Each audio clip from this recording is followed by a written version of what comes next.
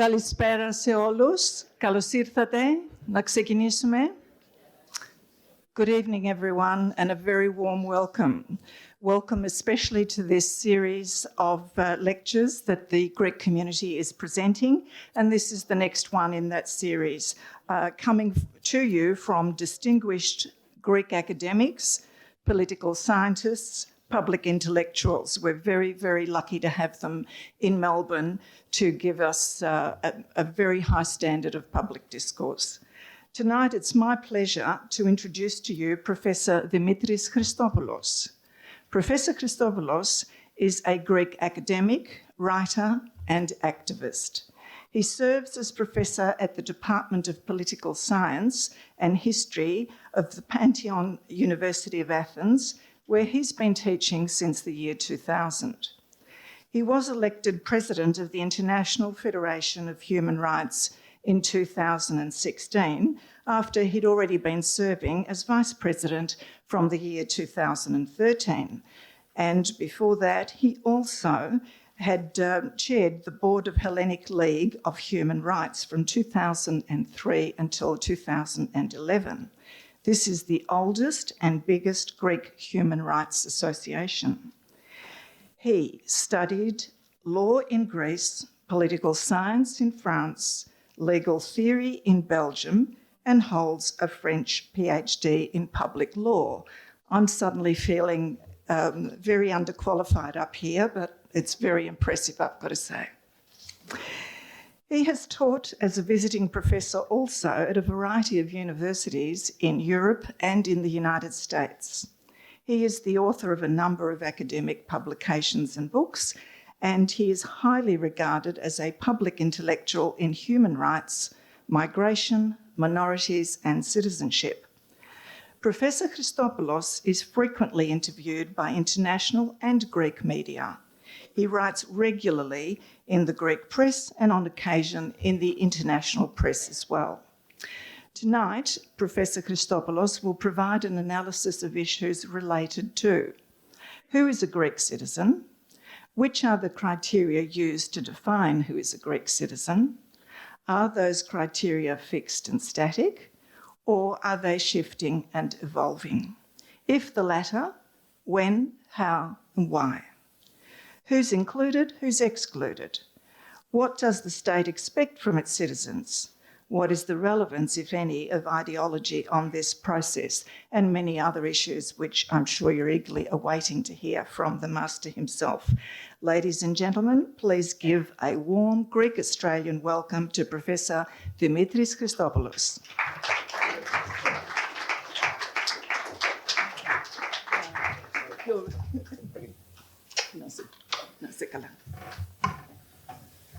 Γεια σας. Hello. I'm gonna speak in English today on this matter, and I would like very much to thank the community for the honor and all the people who have worked, particularly Nikos Dallas, in order to do what we're doing this week with Karpousios, for which we are extremely happy, very satisfied. And we are delighted to be here and to meet you. And I decided to propose to Nikos this topic because that is a topic of a book I wrote, which is actually Ποιος είναι Έλληνας πολίτης, who is the Greek citizen. It was first published in 2012, and it is republished today. Actually, it was republished on Monday, second edition, covering all the latest developments in the field of Greek nationality law. Apart from that, I have been intensively involved in the Greek nationality reform, which started in 2010 and lasted in 2015, which has been a major shift in Greek nationality legislation towards the direction of integrating foreigners who live in Greek and towards the direction of acquisition of Greek nationality by first, second, and third generation of migrants living in Greece, which had always been an open question for all of us. I'll tell you how I started, and then I'll move to a picture that... No, I go first to the picture. Πώς πάω, εδώ. So now, I think even though we are far from Greece or the States, you know this guy. If you do not know this guy, this is a Nigerian boy who's born in Greece 23 years ago from Nigerian parents who were residing in Greece illegally. No papers. So the boy did not manage to get the nationality of his parents because his parents were not able to go to Nigeria to do the paperwork in order to arrange what it required to have his Nigerian nationality. So the boy, along with his family, which is actually a very big family of 4 brothers, was stateless. The boy did not have the Nigerian nationality because his parents were not able to do what it was required. And he did not, of course, have the Greek nationality because at the time being, in 1996, when he was born, there was no possibility for people who were born in Greece, who were raised in Greece, who went to Greek school, to acquire the Greek nationality if they did not have Greek parents. So the whole idea was based on the dogma, that you are born a Greek, you cannot become a Greek. So, Έλληνας γεννιέσαι, δεν γίνεσαι. This dogma became extremely famous or infamous, I might say, in 2001, when a young Albanian student was in somewhere next to Thessaloniki. He was elected to hold the flag, the Greek flag, being the first pupil in his class. And the prefecture of Thessaloniki, Panagiotis Psomiadis, that I know has left his marks around here in Melbourne, he said that the Albanian cannot hold the flag because he's not Greek, and you cannot become Greek. You're born a Greek. So, I mean, at the beginning of the 21st century, the whole discussion about becoming Greek became an issue for the first time in Greek history. Why? Because, as you know, at the end of the 20th century, particularly after the end of the Cold War, Greece became a major destination of migrants coming particularly from the Balkan countries, and these migrants stayed in the country, and once somebody stays in a country, after all, the issue of the acquisition of the nationality of these countries becomes topical and important for his life program or her life program. So Antetokounmpo was stateless until 4 years ago, 5 years ago, 2013, when a scouter coming from NBA, which is the most famous basketball championship of the world in the US, decided to come to Greece to see this talent because he was really exceptional. And he came to Greece and they decided to draft Antetokounmpo, Giannis Antetokounmpo, that's his name, for the NBA. But the guy, he could not travel. He could not travel because he was stateless. He had no papers. He had nothing. So the Americans went to the Greek government and said, "Excuse me, what's happening here? We need this guy." And the Greek prime minister back then, he decided to offer very generously the Greek nationality to the boy. He was 17 at the time. And he also gave him an icon of Panagia. And he said, "Άιντε παιδί μου, πήγαινε." That's it. Okay. It was the same guy, the same person, Adonis Samaras, who said a few days before that the Greeks are a nation, they are not a population, challenging the very idea of the nationality reform, which took place in 2010, and offered the possibility to kids like Antetokounmpo to obtain the Greek nationality. A ferocious opponent of the idea of a political Greek nation. The same guy that offered the icon of Panagia, καλό κατεβόδιο. So Antetokounmpo, he acquired the Greek nationality, he went to NBA, and last year he was voted MVP, most valuable player in NBA, which is a great honor for a European player. It happens every 30 years. And now he is the most influential Greek in the world. No, I'm not joking. He's the most influential Greek in the world. American kids believe that Greeks are like this guy, 217. No, but they do. So, but that's how life is. So now Antetokounmpo is the symbol of the nation. And when he comes home, people, they wait for him at Eleftherios Venizelos with Greek flags. Ελλάδα. So,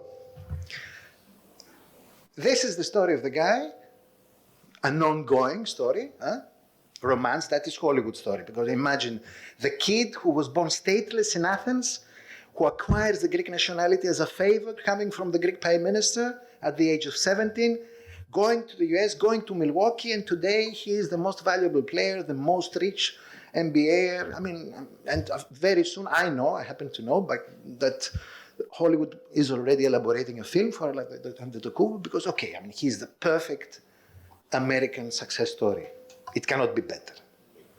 I mean, this scenario is the most exciting scenario that reality can give, even better than the Hollywood ones. So I said all that because actually I told you that when the boy left, he was stateless, which means that every boy or girl at the age of Antetokounmpo, born in 1996 or in 1990 or in 2000 in Greece, was at the time either stateless or just held the nationality of the parents, because the Greek nationality was forbidden on the grounds of what our beloved Panagiotis Psommiadis said: you are born a Greek, you cannot become a Greek. So, what I'm going to do for the next 45 minutes or so, I'm going to share with you the historical itinerary of the Greek nationality regime, how it all started, as you introduced what are the basic questions that were posed during this period, why it started like that, why it continued like that, what are the major challenges the Greek nationality has been facing ever since the creation of the Greek state until today. So,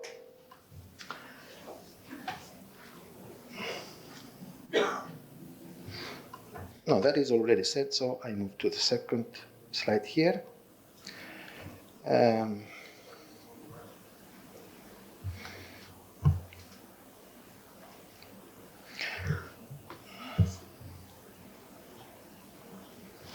The first time that reference is made to the idea of the Greek citizen is right after the revolution, which started in the Peloponnese in spring of '81. And it is highlighted in the so-called 3 revolutionary constitutions, which have been drafted afterwards in the Peloponnese by the Greek revolutionaries and some of their European friends. And the very idea is that the Greek citizen, according to the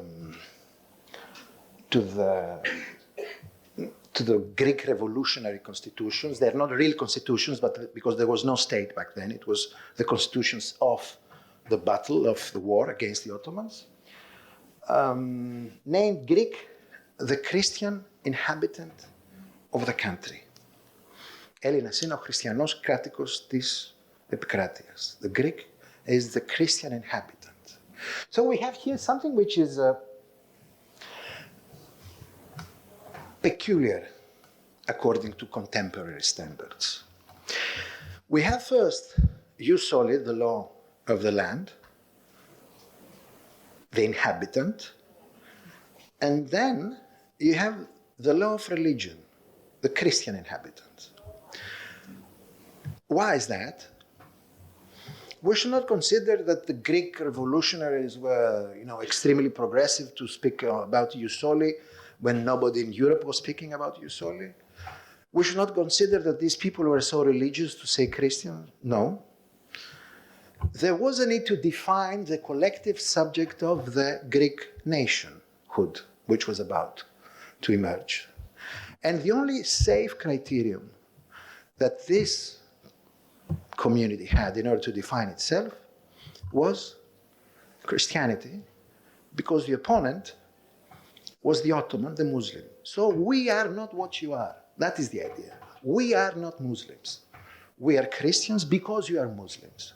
So the collective subject which is emerging during the Greek Revolution is based on the idea of the Greek genos that we have the opportunity to discuss a little bit 2 days ago, when we had this discussion about the minority in Thrace. And genos is not alone here, but it stands along with the idea that people should reside in Greece. Why is that? Because there was a war. And only if you fight in this war, you can be rewarded with the nationality of the country you're fighting for. And this is a conflict, this is a division which continues in the 19th century, right after the Greek state is created, between the so-called autochthonous Greeks and the heterochthonous Greeks, the Greeks of the diaspora who join the Greek state in order to help the others create their state apparatus. And a number of these people are not very much welcomed by the Greek Peloponnese, the Maniates and these, very conservative guys who did not want to share power. So the idea was that, okay, we need to live here. But as you know, we have a contradiction. On the one hand, we need people who should reside in Greece in order to be members of the Greek people. Whoever possesses the Greek nationality is a member of the Greek people, Laos. The Greek nation, to ethnos, it can be beyond territory. You can find everywhere the Greek nation, but to be member of the people, you need to come here. Why? Because here we're fighting against the Ottomans, and the process of creating the state, it was not a simple process. It was a process that lasted for more than a century. So coming in Greece to fight for the Greek army was the major prerequisite, and of course the only, as I said, ontologically safe criteria which will allow the Greek state to consider who can potentially be a member of its people was religion. So the historical relation between the nation and the religion is what justifies today the institutional links between the state and the church in Greece. The state and the church in Greece are one body, not because the Greeks are the most religious people of the world. Italians are more religious than Greeks.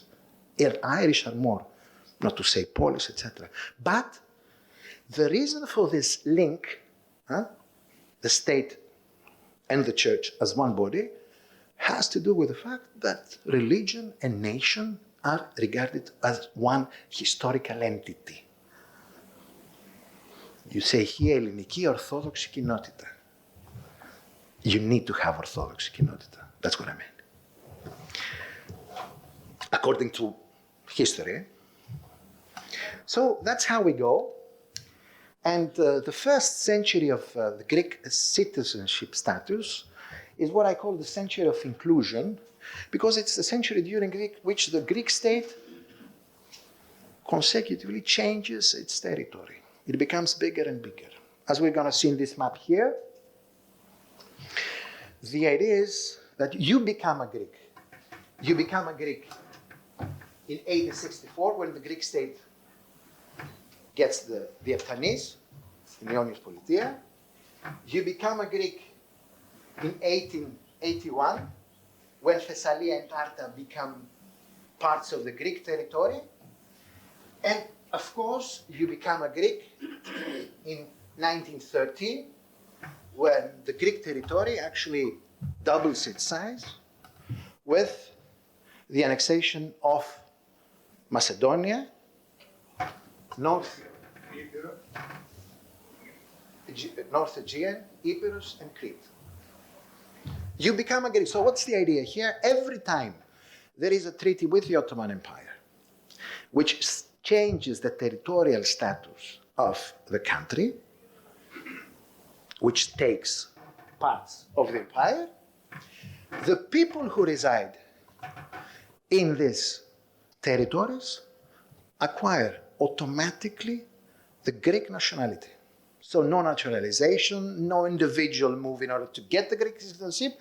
Whoever resides here gets the Greek nationality, which brings the Greeks before a difficult challenge, which is the following one. The idea that the Greek citizen is the Christian inhabitant of the state cannot function very well. Why? Because in these territories, you have a lot of Muslims. Okay, you have a lot of Muslim Turks, either refugees coming from the Peloponnese, which was already Greek and was toughly Greek, either people who reside here. For example, I don't know, people coming from Epirus, they might know that Philippiada was a Turkish town, Fassala. You had a lot of Turkish towns in this part of the Balkan Peninsula, as you had everywhere. So the idea was what to do with these people, how to deal with these people, because these guys, the Turks who were there with the families, were breaking the existential norm of the Greek citizenry, which was to be a Christian inhabitant. So what the Greek state did along with the Ottoman Empire was to draft a treaty when they got Thessaly, according to which the residents of Thessalia who decided to keep their Ottoman nationality, they will have to leave the country in 2 years. Otherwise, they should get the Greek nationality, but of course no Ottoman subject of Muslim faith will decide to become a Greek. Okay, so that is how the Greeks and the Turks, they found a good way, which was suitable for both of them, to get rid of each other. I give you 2 years, you want to hold your Ottoman, you want to continue being an Ottoman subject? Yes, leave. So that's how it worked. And that's how the territory of what we call today Peloponnesus and Sterea Ελλάδα was cleaned from Turks with nationality legislation. In the same time, we also need to consider here that the newborn country, the newborn kingdom, started to be a destination of people of the Greek diaspora who decided to come to their mother country, either to help the revolution or to acquire, to do work there. So we have two major population movements. One Muslim Ottoman movement leaving Greece, and one Christian movement, not necessarily Greek-speaking, because all these people were not necessarily Greek-speaking. You had a lot of Vlachs, for example, etc., etc. They decided to move towards the country. The new country, which at the time had either as frontier, as border, Parasitikos, Ambrakikos, as we say, Volos, Preveza, or Thessalia and Tartar. This model worked rather well until the end of the 19th century. And it was, as I said, a generous model for everybody except the Muslims. Everybody was included. So everybody can become a Greek. The idea is that you become a Greek. It will not be otherwise. Why? Because the whole concept of creating this country is based on consecutive wars of gaining territory. So you cannot say, I'm born a Greek, because you're not born a Greek. If you are born in Arta in 1870, you are an Ottoman. You're not a Greek. So the idea you are born a Greek was historically and politically irrelevant then. But you were still a Christian. I did not say anything about Christianity. Obviously, you were still a Christian. I speak about citizenship now. So, that is how the system functioned until 1897, where we have the Greek-Ottoman War, which was a major defeat for the Greek army. And then the Ottomans said, no, our people, the Ottoman subjects, will continue to stay in your country. So that was one of the, let's say, one of the major consequences of the Greek defeat of 1897, which lasted for 25 years, until 1923. So in 1912, 1913, we have the two Balkan Wars, we have the total reconfiguration of the Greek territory, a major geopolitical and military achievement of the Greek nation, doubling or even more the size of the Greek territory, where you include areas and regions who, at the beginning, will be unthinkable for the Greeks to acquire. Okay. So what we have as an idea of the Greek map, don't take it as granted today. For us, the Greek map is what we know. But imagine if you are a century back then and you sit in Athens and you try to reconfigure what is the country you're dreaming about. I can hardly believe that the Greeks will consider that a big part of their north territory will be theirs. I think they will more easily see them here than here, for example, and things like that. So the Balkan Wars change the status, and after 5 years, we have the annexation of Western Thrace in Greece. In the meanwhile, of course, we have the Treaty of Sevres, which is considered to be as a triumphal treaty for the Greek state, a major defeat for the Ottomans, which is regarded as the existential national nightmare for the Turks today, the Treaty of Sevres, which offered us a kind of regime of sovereignty for the Greeks in Smyrna and the surroundings. And of course, in 1923, the century of inclusion stops. Because in Magari there, finish. We have the collapse of the Greek irredentism, the idea that we need to liberate our brothers. The territorial status is what we know now, after the military defeat, which is followed by the exchange of populations, which is based on the idea that everybody who is a Christian should leave Turkey and every Muslim should leave Greece, with the exceptions, as we said yesterday, Western Thrace for Turks and Constantinople, Imrus Tenedos for the Greeks. And that is the end of the first century, the end of the century of inclusion, where the Greek state, by forming and configuring its actual territorial entity, creates Greeks, creates citizens.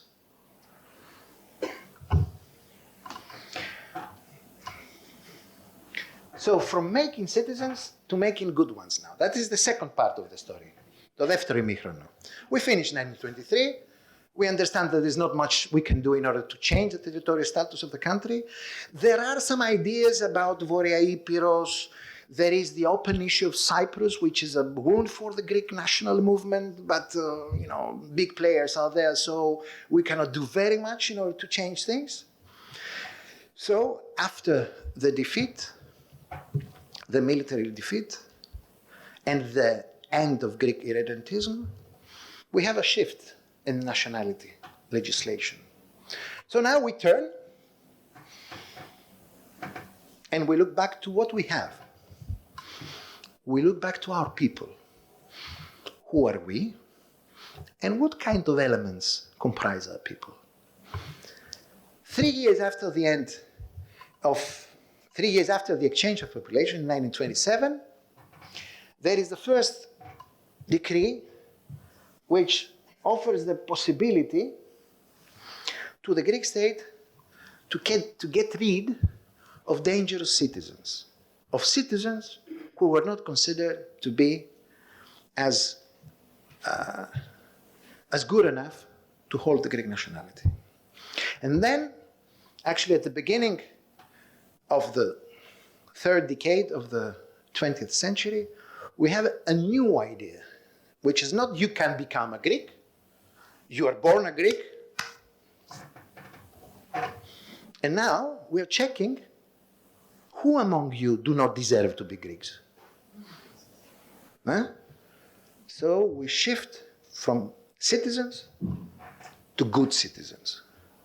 And of course, when we say good citizens, the major question here is who defines who is a good citizen? And which are the criteria according to which someone is a good citizen? Who deserves to hold the nationality? If you're a Greek Jew who decides to go to Israel, are you a good citizen? No. So the idea is that I give you a ticket to go, I give you a one-way ticket, bye-bye. But I hold your nationality, withdrawal of nationality. If you are a Bulgarian who decides to go to the north, are you a decent citizen?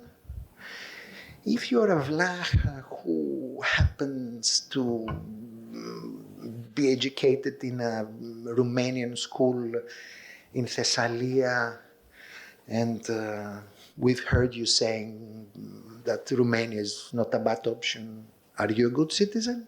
No. So, minorities are not good citizens, to make the rule. So the Greek state after 1927 decides to get rid of dangerous citizens. Once the whole system is formed during the first century of inclusion, the second century, the short 20th century, I follow Hobsbawm's idea, the short 20th century, which starts at the end of the First World War and continues until the end of the Cold War. This is the century of an introverted nation, of a backslash of Greek nationality, which is based on the idea that you can only be a Greek. You cannot become a Greek. And that is how it goes. And it goes like that until the end of the Cold War, until 1989. At the decade of 90, during the 80s, we have a major reform of the Greek nationality law, which is that the Greek nationality law said, the first article of the Greek Code of Nationality prescribed that Έλληνας είναι το τέκνο Έλληνα, the Greek is the boy of a Greek, male. And in 1984, we added two words, ή Ελληνίδος, or a Greek female. Okay, so until then, the nationality of the mother was irrelevant for the nationality of the kid. The mother had no right to provide her nationality to the Greek kid, to her kid. And not only that, but if a Greek woman was married before 1984, she was obliged to give up her Greek nationality and acquire the nationality of the husband. So in 1984, we create a system of independence of citizenship for women. In 1984, at the end of the 20th century, we have equality, gender equality, for the first time in Greek history in citizenship law. I say that Greece might sound a little bit retarded here, and if you compare it to what happens in New Zealand and Australia and so on, but it's not that retarded if you compare it to some other European countries. Okay, so I say that because generally what I will describe and what I'm telling you might sound a little bit as, what's happening here, but I'm telling you that this was generally the rule. Nationality, citizenship legislation, is, as I said, η καρδιά του κρεμμυδιού, it's the hard core of sovereignty, and it does not change easily. It goes very slow. Every reform of nationality legislation is very difficult. And only the state holds the key of nationality. Only the state, the national state. European Union is out. For example, 10 years now, the European Union is actually financially governing our country. But here, there is a domaine réservé.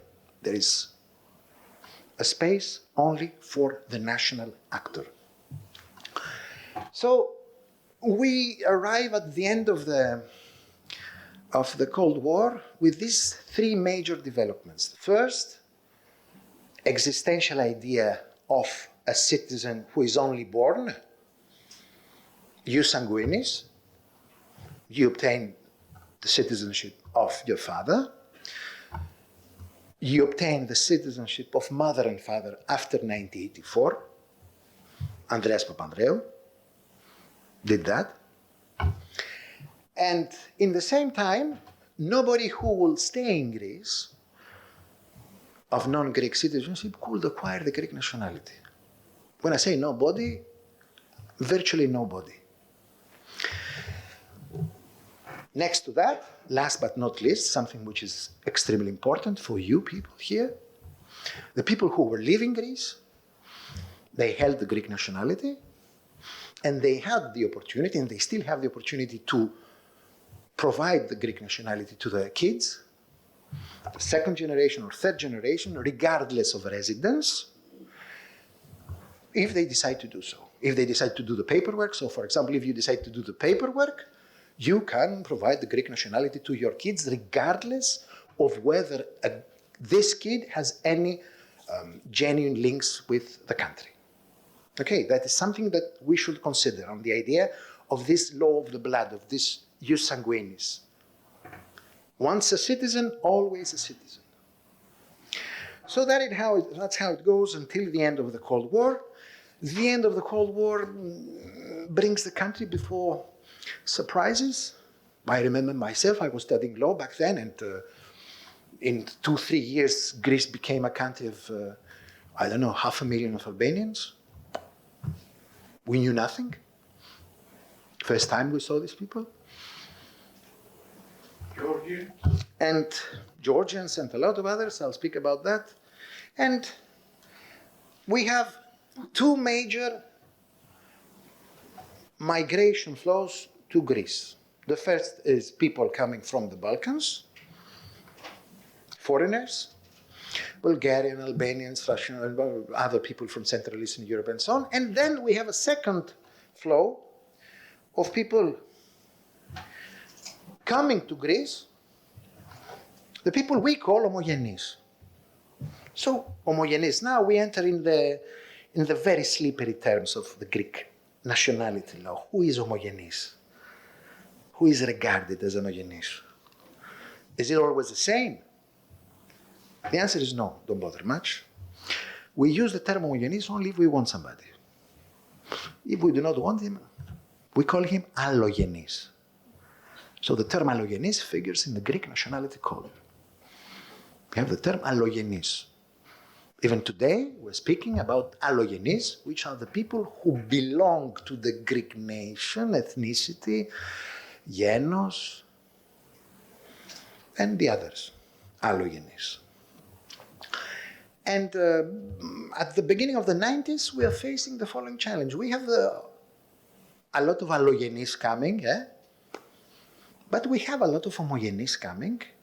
And we have the idea that we need also to qualify as homogenes some populations because we consider that we have a moral duty vis-a-vis these populations. And these are two major groups. Greeks coming from Albania, Voroepirotes, and Greeks coming from the Black Sea, Ponti. These are the major pools of homogenes of the 90s. Οι Βορειοϊπηρώτες, οι Έλληνες αδελφοί μας, and the homecomers, οι παλινοστούντες. Homecomers from where? From the Black Sea to where? To Athens. Was Athens their home? Have they ever been to Athens? No. So the idea of homecoming, η παλινόστηση, is not a factual idea. There is no fact here. It's an idea. It is an ideological construction par excellence. The fact that people return to a home that they never have been there. But there are reasons for that. There is a compact population in the south of Albania, which traditionally was regarded as the target of a kind of nationalist irredentism coming from the Greek state during the Cold War. And there was also a compact population of Orthodox Pontiacs who used to reside in Turkey before 1922. And these people were expelled from Turkey before the population exchange. They were expelled by the Turks to the north. They went to the north, so when the population exchange took place, they were not subjects of the Ottoman Empire or citizens of Turkey in order to be exchanged. And that is why these people actually, they remained in Georgia, in Armenia, they went to Kazakhstan and so on. All these people had left Turkey before the exchange. They were unlucky to leave Turkey before the exchange. They spent 2 generations somewhere in Central Asia. And then we have the second part of the Lausanne Treaty in 1989. And these people came to Greece, homecomers. That's why we say homecomers, because the idea of homecoming implies, as I told you, a moral duty to protect our brothers, which is something not only Greek. That is exactly what Germany was doing back then. And this is the hardcore idea of the law of return of Israel state vis-a-vis all Jews in the world. So that is the idea that it's our people return, regardless if they have ever been to Greece. So these people return to Greece. They obtain the Greek nationality automatically. We have a lot of scandals back then of what we are calling today in a rather pejorative term, Ellinopieces, the people who acquired the Greek nationality in naughty ways. And that's how it went. So today we have, let's say, 200,000 homogenes from the former Soviet Union who became Greek citizens. Some of them still hold their former Soviet, let's say, nationality. Why? Because the countries of the former Soviet Union are not happy with double nationality. So if somebody comes from Ukraine, for example, or from Russia, in order to acquire Greek citizenship, he has to leave behind his former citizenship. Actually, Greece, I forgot to say, in 1914 was the second state in Europe who accepted double nationality. And why is that? Because the Greek state needed, by all means, to keep its links with the Greek diaspora. That's why I needed double nationality. Until 1914, there was only one state in Europe who tolerated double nationality, and that was Italy, for the same reasons as Greece. Even today in Europe, we have states that will not tolerate the idea of double nationals, as Austria. Germany, for example, is a hostile tradition to double nationality. I remember it was when I was taught private international law in the law faculty in Greece where I studied. I had an old professor, a very conservative guy, who was saying to us, in our days there is a tendency to tolerate double nationality, which is not a good idea. Double nationality is anomalies like bigamy. You cannot have 2 wives. So the idea is that you cannot be loyal to 2 patrides. That's the idea. You cannot be loyal to 2 states. Okay. Today there is a shift in Europe, at least, of course, in countries like Australia, America, blah, blah, for obvious reasons, double nationality was the norm. But today there is a shift, there is a tendency towards the tolerance of double nationality. Still, there are countries who are not very happy with double nationals. This is not the case of Greece for reasons I explained. So the idea in the 90s, and actually we're not very, very far from where we're standing today, the idea was that, okay, the Greek homogenes, they have a right to Greek nationality because they are homo, the others not. And even within this idea, there was a contradiction. The Greeks coming from the Soviet Union acquired automatically the Greek nationality, by signing Υπεύθυνες δηλώσεις, which was scandalous for Greek standards. And a lot of corruption, στα προξενία, and bad things happened back then. But the Greeks of Albania did not acquire the Greek nationality. And why is that? Because there was a major political objective of the Greek state to keep alive the Greek minority in Albania. The Greeks of Albania should remain Albanians to be Greeks. You understand what I'm saying? They needed the Greek Albania, statistically Albanian, because the Greek state wanted by all means to keep the Greek minority in Albania alive. So, until 2007, the Greek state was refusing the Greek Albanians who were regarded as our brothers, αδέλφια μας, the Greek nationality. So in 2007, the then Minister of Foreign Affairs, she informed us in a press release that time was to start naturalizing Greeks from Albania. Τελεία. And it started then. Why I'm saying that? I'm saying that because some people, and particularly lawyers, tend to believe that the reality is somewhere in legal provisions. We're talking here about an issue which is a non-issue for Greece. We're not discussing these things. Okay, we have there is a major, let's say, idea in current political theory, political science. You have the issues and the non-issues. The issues are the issues you discuss. You might disagree, but you discuss, and you have the non-issues. It's here. You don't speak about some issues. So you have the decisions, which correspond to the issues, and you have the non-decisions, which correspond to the non-issues. It's there you have to keep the mouth shut. So this is where we are. We're in a situation where we do not discuss these things, because how can you discuss these things? What you can say to the Greeks of Albania who live in Greece, and you tell them, welcome my brother, καλώς ήλθες αδελφέ μου, and in the same time the guy says to you, hey, please, my kid goes to school, offer me the possibility to treat my kid as you treat yours. Can you tell him that, αδελφέ μου, no, because I want you to be statistically alive in Albania? No, you cannot say these things. So that's how it goes. And it goes like that until 2010. It goes like that until 8-9 years ago. In 2004, there is an attempt of the then Greek government to codify a little bit the Greek nationality material. They did it, but they changed nothing. The only thing they did is they added a fee for naturalization, which was 500,000 drachmas in 1999. Imagine a fee of 500,000 drachmas, 1,500 euros. So that was an obvious message to anybody who would like to acquire the Greek nationality, that maybe you should think it again.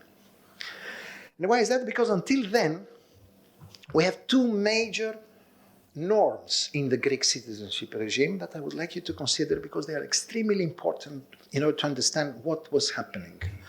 The first was that the Greek state was not obliged to have any deadlines in answering to the people. And the second one was that if the Greek state denied naturalization, the answer did not have to be justified. So you applied to become a Greek citizen, you paid μισό εκατομμύριο, 500,000 drachmas, you wait for the answer. The Greek Nationality Code provides that the state is not obliged to answer, which is an obvious violation of, rule of law and things like that.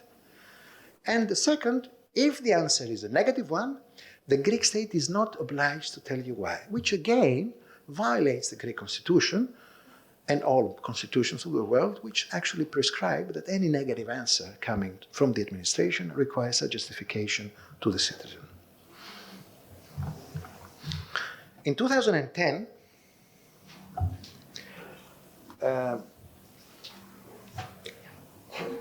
the question who can be a Greek citizen provoked a public debate, triggering tensions of an unprecedented degree. 2010, I remind you, is the year of the first memorandum of Greece with the Troika, the year of the first pneumonia. And in the 26th of March 2010, just a month before the first mnemonia was signed with the Troika, we have the first reform of the Greek nationality law. And the idea was that negative decisions should be justified, deadlines for answering to the individuals who ask for nationality need to be respected, citizenship, natural acquisition of citizenship by naturalization follows certain rational rules who exist in the new code. And for the first time in Greek history, we have a new mode of nationality acquisition, which is citizenship by declaration for the second generation kids who are born in Greece. After, as I see here, after having spent 6 years in Greece after birth, registered to a Greek school, if their parents reside in Greece lawfully 5 years before the birth. So that is the system now today. So a family lives in Greece, one parent lawfully resides for 5 years, the child is born, the child goes to a Greek school, the Greek legislature considers that entering the Greek education is a sign of will of integration, nationality acquisition, automatic nationality acquisition to the kid upon declaration of the parents. So what we have is, for the first generation, naturalization procedures for people living lawfully in Greece for 7 years. For the second generation, declaration of the parents after 6 years and schooling. And for the third generation, that started to appear because now, over the last 2-3 years, we have this so-called third generation, which means the grandkids of the migrants. We have automatic acquisition of Greek nationality, which means that even if they do not want to become Greeks, they will become Greeks. Because the state considers that after 3 generations in the country, you need to have a legal bond with this country, which is the Greek nationality. So this is where we stand today. Over the last 4 years, 200,000 foreigners acquired the Greek nationality. There are, of course, resistances in the administration. There are, of course, a lot of problems. People are not spending their life in an easy way in order to get to the end of this corridor. But it happens. And that is what I just told you is, for me, one of the biggest success stories of our country the last 10 years. Which shows that even in the most difficult periods of a country's history, which is the last 10 years of Greek history, there is space for hope, as we said in the previous lecture. Thank you very much.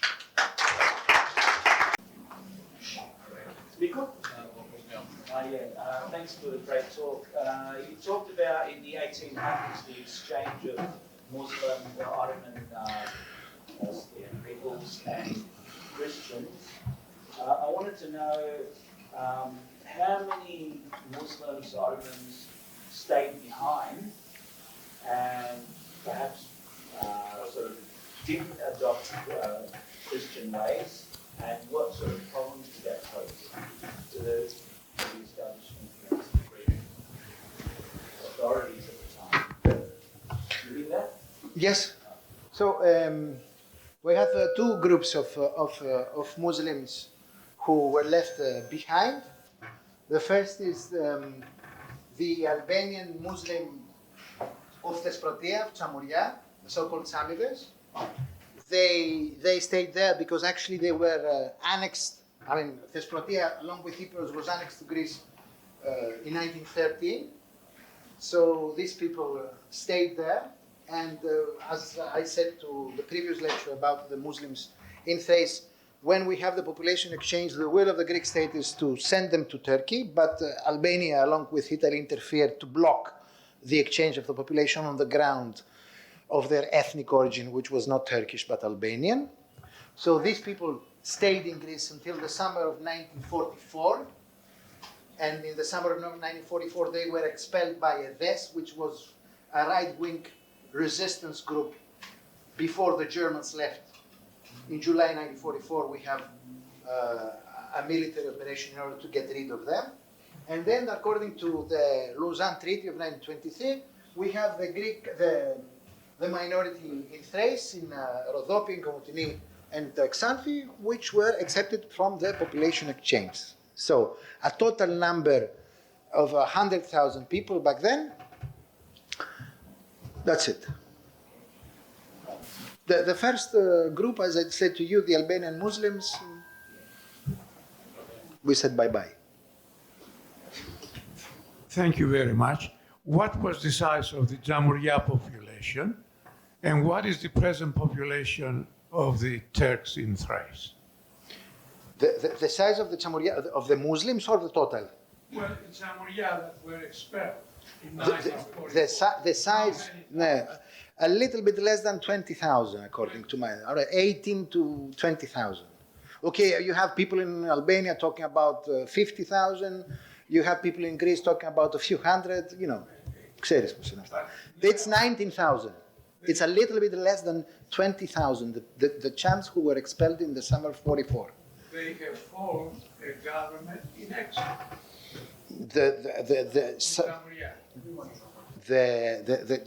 A part of the Chams of Thesprotia, they have formed a paramilitary group of cooperation with the Axis. Xyla was its name, based in Paramithia. Now, the present population of the Ottomans in Thrace, what is it? The population of the Ottomans in Thrace, when they were accepted, at the time of the Lausanne Treaty, was 85,000. A little bit afterwards was 100,000, let's say, 100,000, which is approximately the number we still have in Thrace. Nico, one more question. Yeah, it was just, so I wanted to clarify my question.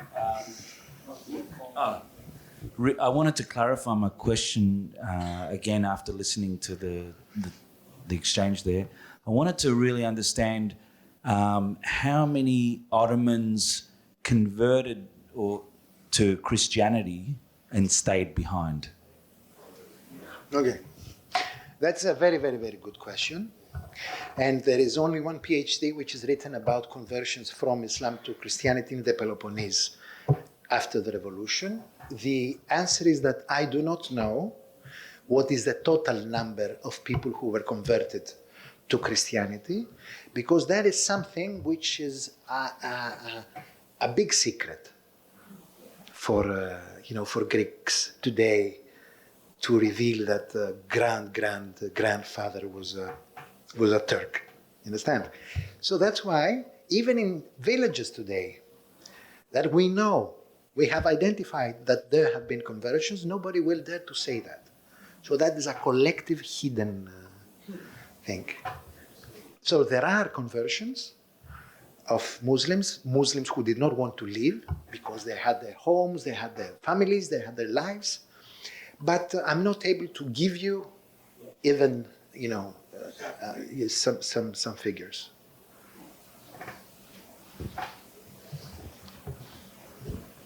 When you were talking about the Muslims leaving Greece, I was thinking, what was the royal family doing? And was there a royal family already established in the 1820s in Greece? So that's question number one. And family? The royal. The royal. The royal family, okay, yeah. Yes. And Anton had a question, which was one.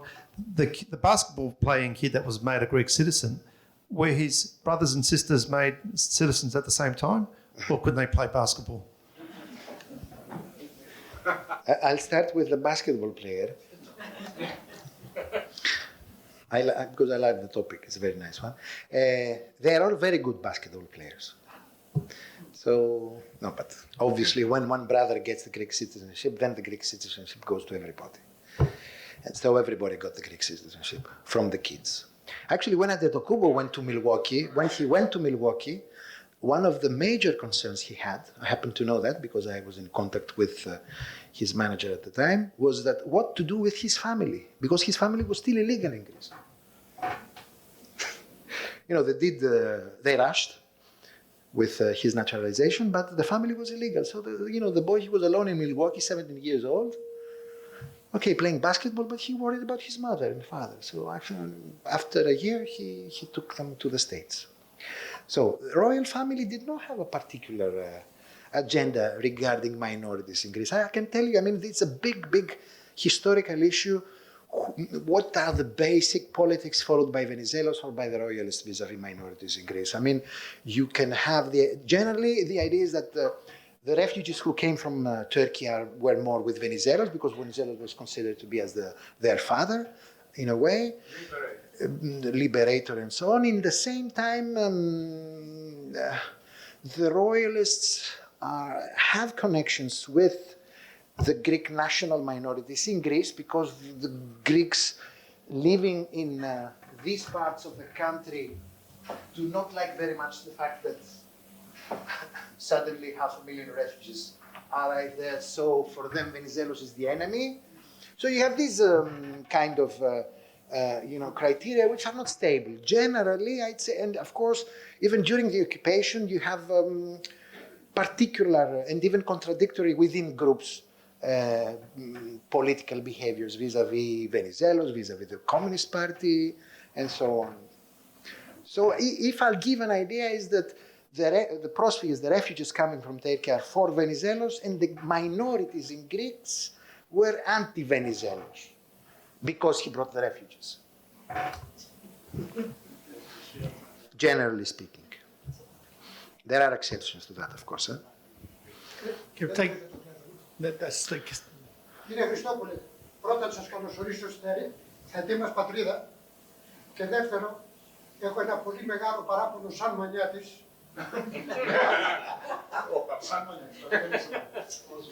Είμαι μανιάτης. Μας στέλνετε βιβλία από την Ελλάδα να μάθουμε τα παιδιά μας ελληνικά. Μας λέτε να διατηρήσουμε την εθνική μας υπηκότητα. Μας λέτε να παραμείνουμε Έλληνες. Και ερχόσαστε εδώ πέρα να μας πουλάτε αγγλικούρα. Γιατί, να μας δείξετε την μόρφωσή σας? Δεν ξέρω.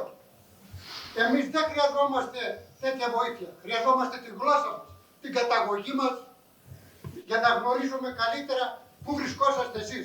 Στην Ελλάδα ξεχάσατε και τα ελληνικά. Ναι, συγγνώμη. Μέσα στη Βουλή και μιλάνε αγγλικά. Ναι. Μα τι κατάσταση είναι αυτή? Δεν υπάρχει δρόμο. Συγγνώμη, δεν είναι ερώτηση. Κάτσε, Νίκ, μπορώ να απαντήσω. Κάνουμε τη σεμινάρια εδώ και στα ελληνικά και στα αγγλικά. Έχουμε μια ισορροπία. Εγώ προχθές πάντως μίλησα ελληνικά, σήμερα αγγλικά, αύριο θα μιλήσω άλλος ελληνικά. Εντάξει. Εγώ δεν θα τον καταλάβω να μιλάει ελληνικά. Εντάξει, επόμενη ερώτηση παρακαλώ. Αν δεν ακούμε ελληνικά από τους Έλληνες, από ποιους θα ακούσουμε? Εντάξει. Πάντως λέει ο άνθρωπος, ρε παιδί μου, τον τέρτη τον ακούμε. Οκ. Προχθές ήταν στα ελληνικά. Αύριο ο Καρπόζος θα μιλήσει στα ελληνικά. Νομίζω ότι έχει ένα point όλη αυτή η συζήτηση. Αλλά όπως και ο άλλος λέει, άμα μιλούσα ελληνικά σήμερα θα ζορίζονταν. Τέλος. Να βρούμε την κατάλληλη ισορροπία. Μαρία. Yeah, you mentioned 200,000 have recently become citizens in the last 4 or 5 years. And I was just wondering what the ethnic mix might be. Okay, that's a very, very good question again.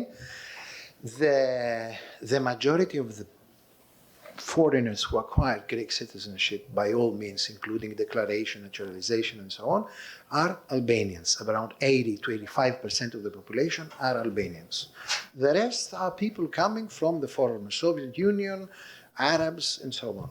But we're talking about a majority which is very close to 90% Albanians, which means that in the long term, the ethnic composition of Greece changes with newcomers from Albania. It's not the first time in the Greek history that people are descending from Albania to Greece. It's the second time. The first one was in the 15th century, 16th century, during the Byzantine times, when you have Albanian-speaking population descending to the south, and this is what we call today Yervanites. Okay, so we have a second migration flow from Albania, which will mark the Greek history, because we're talking a big migration flow. Dimitri, you talk a lot about citizenship, but something else that people strive for before they get citizenship is residency or permanent residency. How did the status of obtaining permanent residency change in Greece in modern times, the last 10 or 20 years? In the Greek census of 1991, we have 120,000 foreigners in Greece. In the census of 2001, we have 750, something like that. So actually we're reaching the million. The first time the Greek state decided to find a regular status for the foreigner was in 1997, which means from 1990 until 1997, all the foreigners who resided in Greece resided in a legal limbo. There was nothing for them.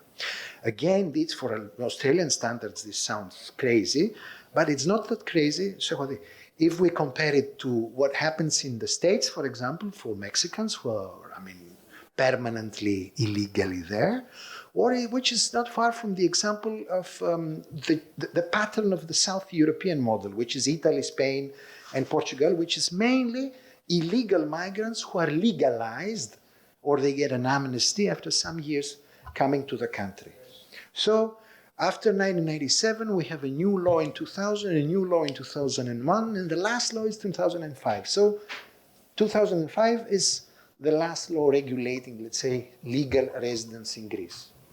Thank you. And right now we have a number which is not extremely obvious to calculate. I consider that we have around 200,000 persons, individuals of foreign nationality who reside without papers in the country. In which you will include newcomers, refugees from Syria and so on. But then we change the discussion. Just a question. Before I ask the question, I just wanted to ask, what year was the year that the Albanian student couldn't hold the Greek flag? That 2001 that you mentioned, or 2001? Okay. My question is, there was a law passed in 1985, Nomos Tekabendexinexi by PASOK, and was voted by all the major parties. And maybe you know about this, I don't know if you do.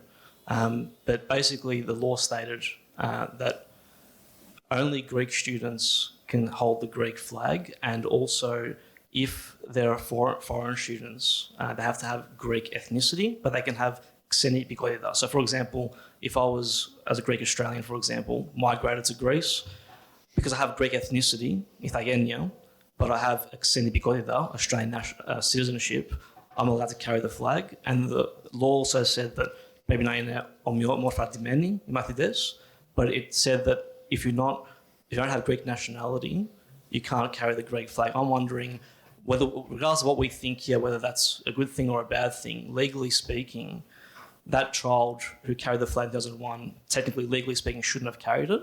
I'm wondering, since 1985, has there been a change in law with regards to that? Have they passed a law saying that kids that might have a xeni ithagenia as well as epikoida, are they allowed to carry the flag as well? Has anything changed since 1985 or not? Thank you very much for the question, which offers me the possibility to clarify something that I should have clarified at the beginning. I have been using the terms nationality and citizenship for the same legal term, which in Greek corresponds to epikotita or ithagenia. So the term ithagenia means nationality or citizenship or epikotita. The term epikotita in Greece is not used that much anymore because it corresponds to the relation of the subject to the king or the queen. Είμαι epikos to Vasilia. That's why we do not use it, because we have our historical allergy with the kings. We do not use anymore the term epikotita, which is legally, however, correct. We use the term ithagenia, which means ithis και genos, coming directly from the genos, and that is something. So ithagenia is very difficult to translate to English, for example. They both correspond to nationality or citizenship. For ethnicity, you can say in Greek ethnotita, things like that, which, I mean, ethnicity does not have any legal content.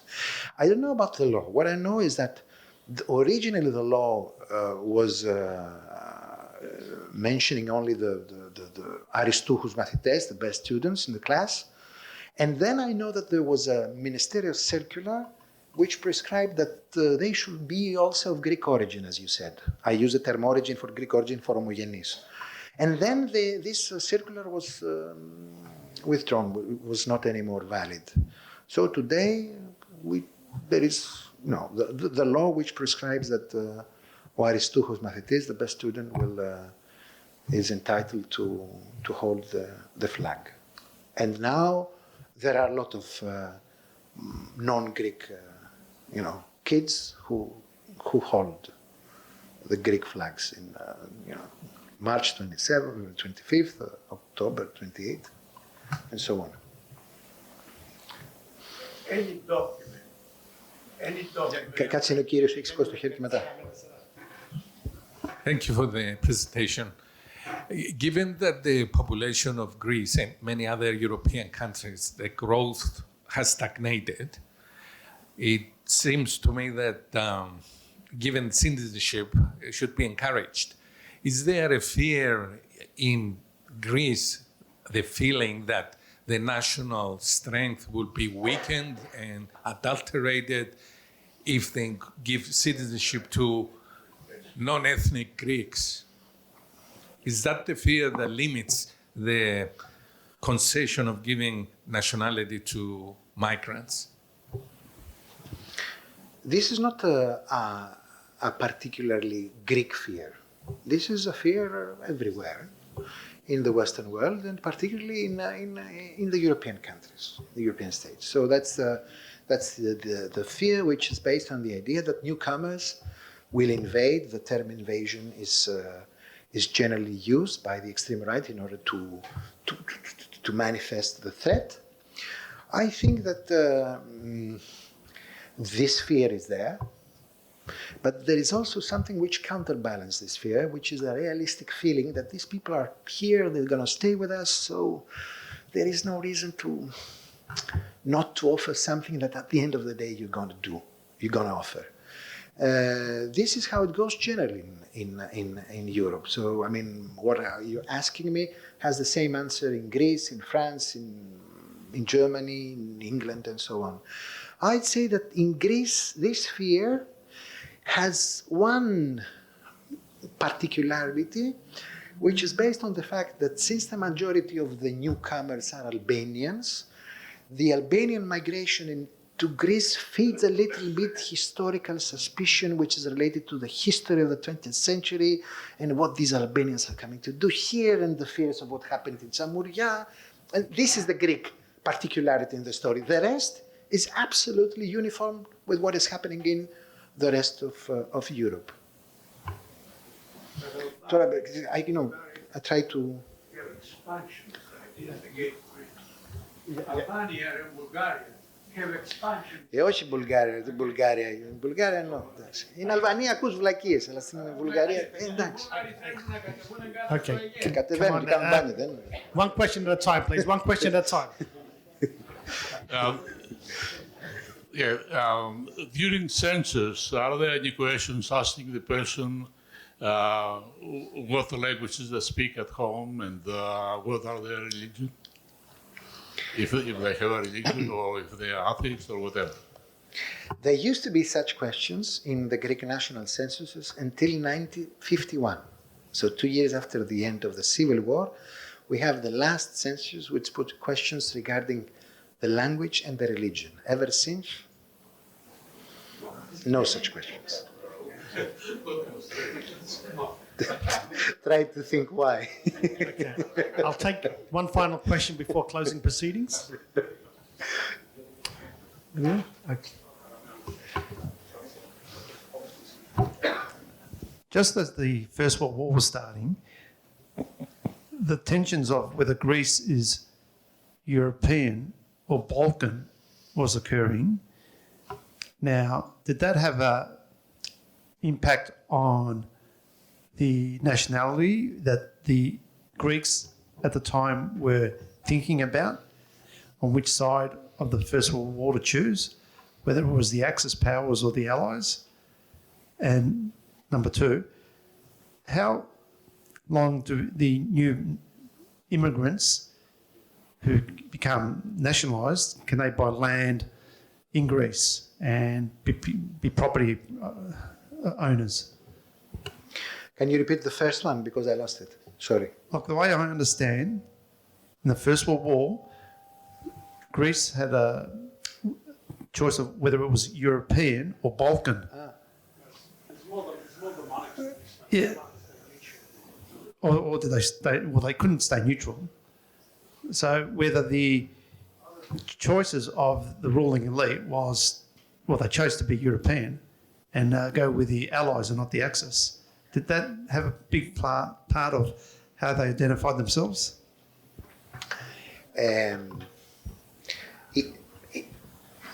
I will reword the first question by saying that during the First World War, we have the era of ethnikos dichasmos. How would you name it in English? I don't know. Yes, the schism, yes, which was between the royalists and Venizelos. And there were two ideas of the country. A country expanding, a modern state which tries to liberate the nationhood around, which was the Venizelos idea, and a country more introverted, to hi plintimi Hellas, which was the royalist idea, the conservative idea.